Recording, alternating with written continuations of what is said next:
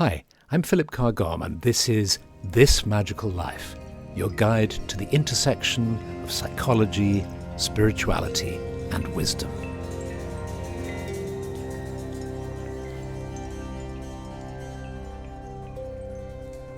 Hi, everyone. My name is Eimear Burke. I am a druid and a storyteller. I will be telling a story later rather than leading a meditation. I was watching a TED talk recently by Ingrid Fetell entitled Where Joy Hides and Where to Find It. And I was intrigued by this. And she asked some interesting questions. For example, where does joy come from? How do things give us joy? And she made an interesting point about the universality of joy, or that the experiences that bring us joy, these experiences that tend to be shared generally by humanity. Now, she described joy as these momentary experiences of positive emotion. Unlike happiness, which may be an ongoing feeling of well-being, these are peak experiences of positive emotion. And that joy comes from through the senses.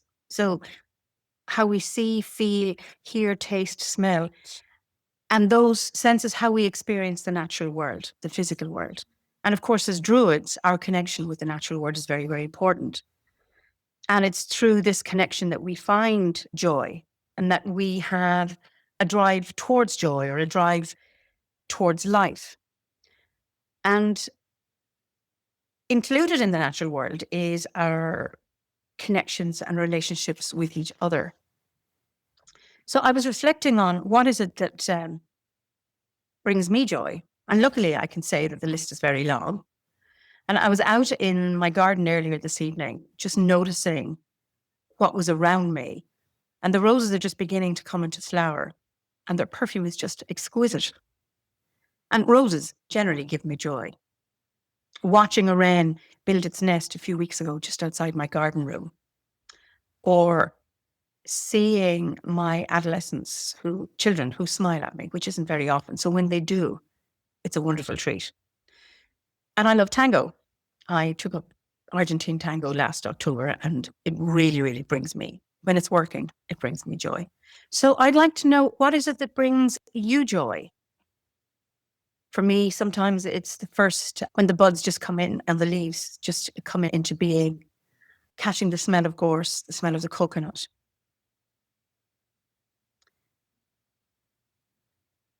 So science tells us that we have actually 3 times more positive experiences than negative.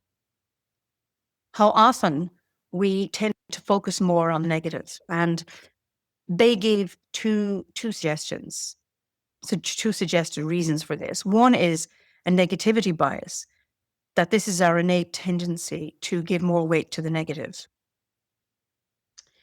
Another suggestion is that of habituation, that as we receive boosts of joy from new positive experiences, over time we get used to them. And so they no longer have the same effect. And for me, I think we have so many distractions from real positive experiences. And I mean simple experiences, like watching a sunset that I mentioned earlier. So when I'm talking about a simple experience of watching a sunset, that so often in these days of technology, instead of actually experiencing the sunset, watching it and actually feeling what it's like to be there, we're busy photographing it and posting it on Facebook. Social media steals our time, steals our energy away from real experiences, from real contact with people and maybe real experiences with joy. So I'm wondering, what is it that what brings people joy? So research on joy is now showing that discussing positive experiences with others, obviously those that care and who are willing to listen leads to heightened heightened well-being and increased overall satisfaction with life. Research shows that when you're actually sharing these experiences, it brings you more, actually increases your well-being and your sense of joy. And that, having spoken about joy, I'm now going to tell you a story. That storytelling is another thing that gives me joy. So I'm hoping that you'll be able to share in this joy. So a long time ago, in the land of Ireland, there was a once famous and very wise king called Cormac Macart, and he was the High King of Ireland, and he lived in Tara. And the reign of King Cormac was known far and wide to be a very healthy reign. He was a wise and just king. He maintained sovereignty with the land, which meant that at the time there were no wars. The cows were producing plentiful supplies of milk. The fields were full of crops. All was well in the island of Ireland at that time. And Cormac had a beautiful wife, a very intelligent wife, who was very much his partner and his equal, as they shared the sheet behind the scenes in those days. He couldn't have been king without her. He sought her counsel on so many issues. And she was his best friend and his lover, and brought him great joy. And he had a daughter, Alba, who was not only beautiful, but very bright, intelligent, and filled his days with joy and laughter. And his son, Corbra, a fine, handsome young man, who he had hoped would one day be king. So one day, Cormac was looking out over the ramparts in Tara, and it was a bright, sunny day, very like the one we had today here in Ireland, few and far between in these days. And he was thinking and reflecting on all that was going on in his life, and he was aware of all these good things, and yet there was some void, there was something missing. He was feeling bored and confused. He was bored of his life. Everything seemed to be just too good. And then suddenly he heard the sound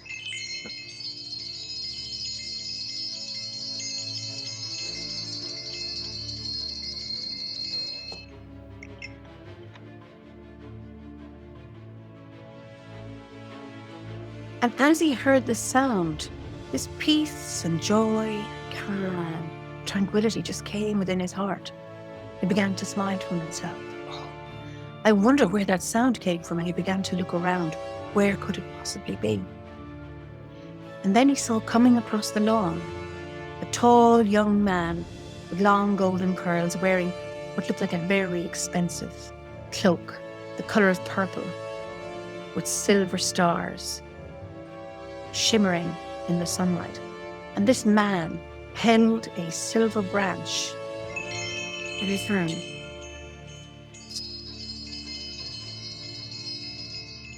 And as Cormac saw that, he said to himself, what I wouldn't give to have that branch.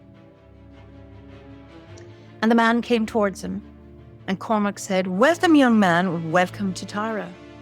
And the young man said, welcome.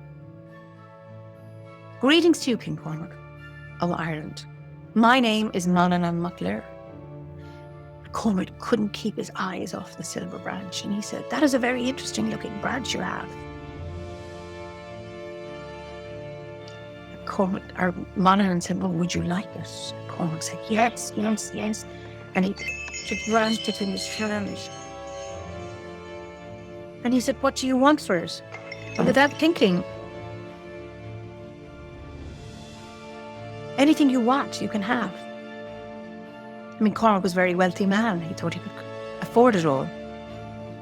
So, slowly, Manannán said, I just want 3 things.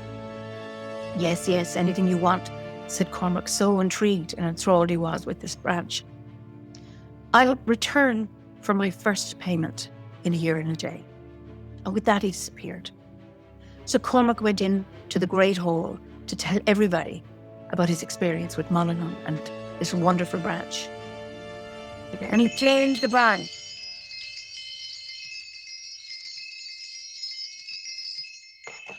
People were so pleased, the joy and laughter and peace that came into their hearts.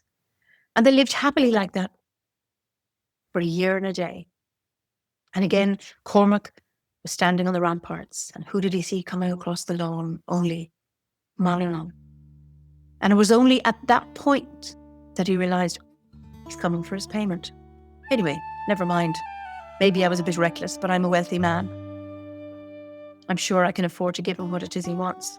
So he said, welcome to Tara, Monaghan.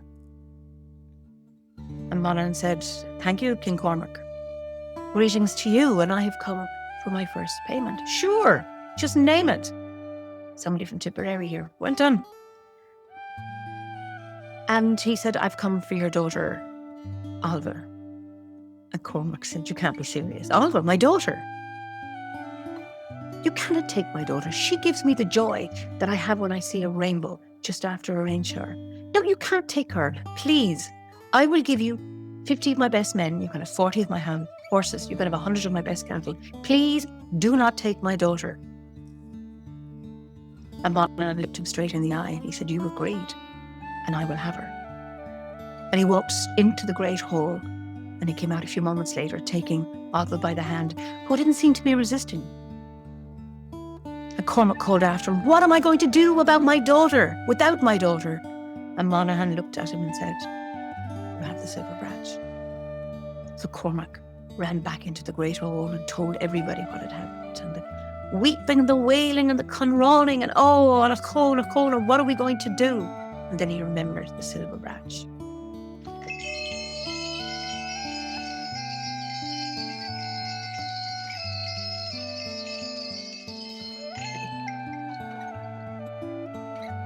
And with that, peace and joy and harmony reigned, and all their woes and sorrow were forgotten. And so it was like that for another year and a day. And then Monaghan came back to Tara. And Cormac was on his usual spot, and this time he had a pit in his stomach, wondering what he would take this time. So needless to say, his welcome wasn't so effusive. It was, well, welcome, Monaghan, welcome to Tara. And he says, greetings to you, King Cormac. How are you on this fine day? And I've come for my second payment. Okay. And then he was stunned when Monaghan asked for his son, Carr-Gomm. He said, you cannot be serious. You are taking my son. That boy gives me so much joy. Just like the joy I feel when I see the water cascading down a waterfall. Surely you cannot take my son. Listen, I will give you half of my army. I'll give you my full wine cellar. I will give you all the crops that are in my barns. Do not take my son. And Monaghan said, you agreed, and I will have him. And he went into the Great Hall and he came out a few months later with Carr-Gomm by the hand. And needless to say, Cormac was devastated. And he went back into the Great Hall and told everybody what had happened. And again, they started weeping and wailing. And he remembered the silver branch.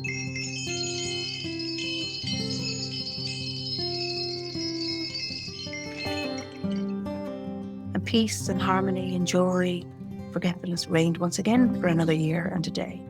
And again, Monaghan came back, and was with great foreboding that Cormac, as he watched him, would come across the lawn. Greetings, Monaghan. I know you've come for your third payment. What is it? I've come for your wife. You cannot be serious. You cannot take. Excellent. She is my life.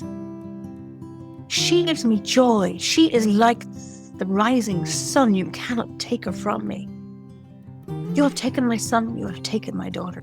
Surely you cannot take my wife. You agreed, he said, and I am taking her. He went into the Great Hall and he came out a few moments later, taking Esna by the hand. And off they went.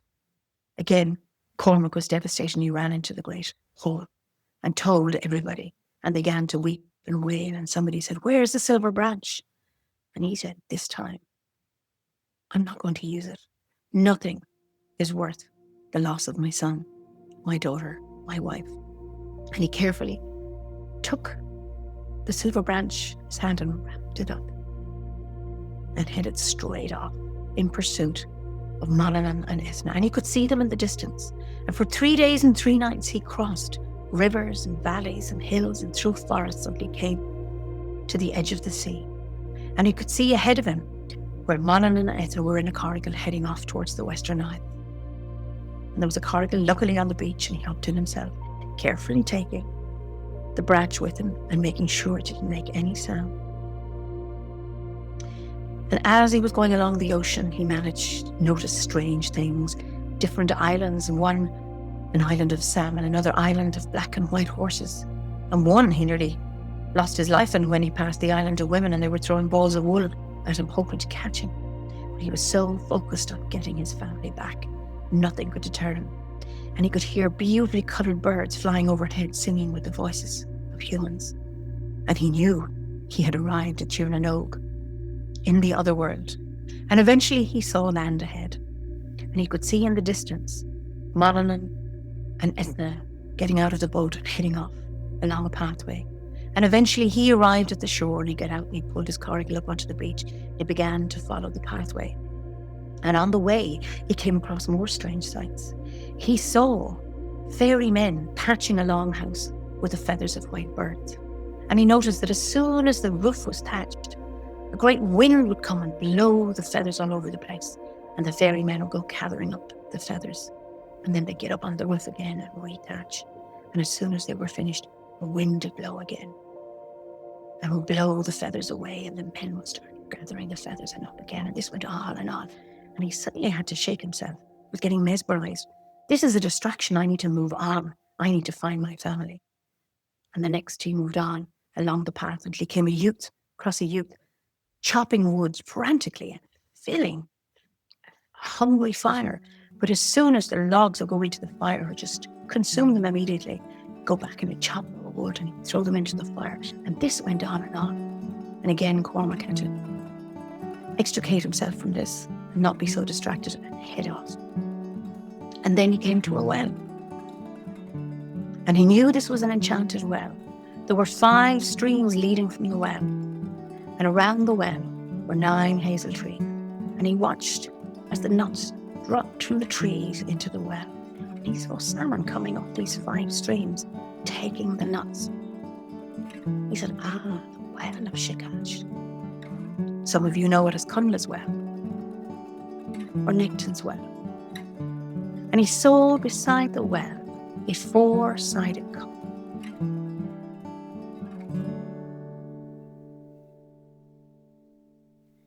He heard a voice inside him saying, "Drink of me." So he dipped the cup into the well and he drank of the water. And as he did, the sense of well-being, real well-being, came over him. He felt himself for the first time in his life standing into his own power. And he began to remember all that he had forgotten and realized all that he had known. And knowing when not to talk too much or talk too little, to give too much or to give too little. He began to realize what real kingship was.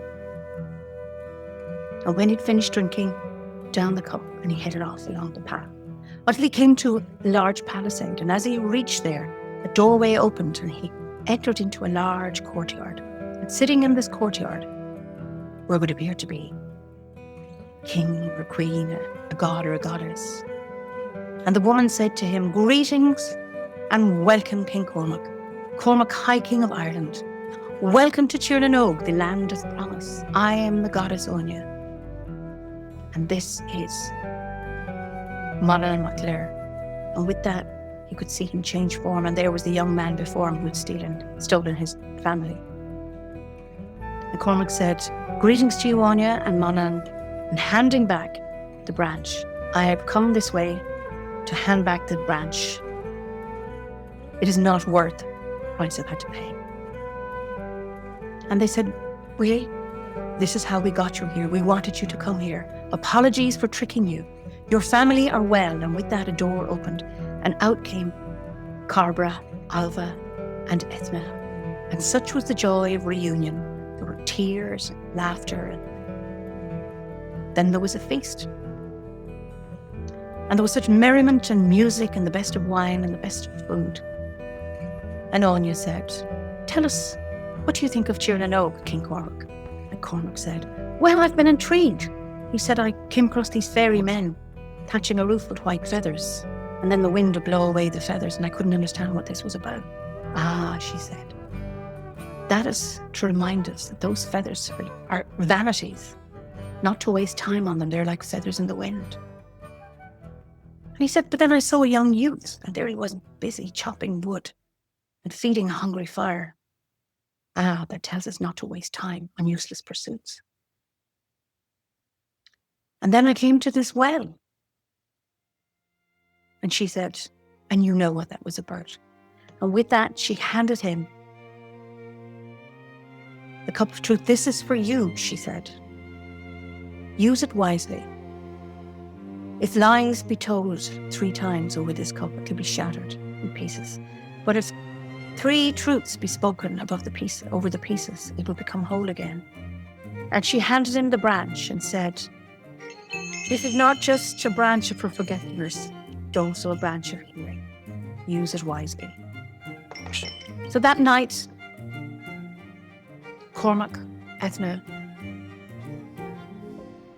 Alva and Carber had the deepest of sleeps. And when they woke up, they were back on the Lowell and Tara. And it is said he continued to rule the island of Ireland with justice and joy and wisdom. And it was a time of abundance during the reign of King Cormac. And they say even today, on a calm summer's evening, if you're in Tara and you listen carefully, you might see tunes the same as the best. So that is the end of my tale, and I hope you have enjoyed it. The idea life will get better brings me joy. Family, the ocean, loving the buzzards overhead, the robin in the hedge.